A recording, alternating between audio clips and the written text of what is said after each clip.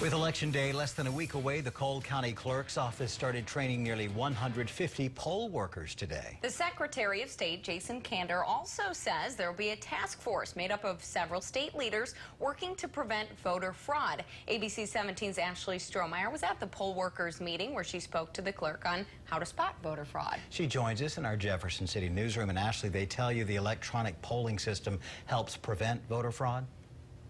That's one way. The Cole County Clerk, Marvin Register, tells me in the past 12 years he's been the clerk, he's only had to deal with one voter fraud case. He says about 2 years ago they got an electronic polling system that easily identifies who someone is to make sure they are the correct person voting. He also told me what they look for when looking for voter fraud. Marvin Register says if someone comes to the polls with their voter ID card and/or driver's license, there shouldn't be an issue if they're legal to vote. Although it is legal for voters to bring in a piece of mail like a utility bill to vote, Register says it's his least favorite form of identification. That's one of my biggest peeves. I don't like that utility bill. I don't think it should have ever been in there. He says anyone can go to a random mailbox and get a piece of mail and pretend to be someone else.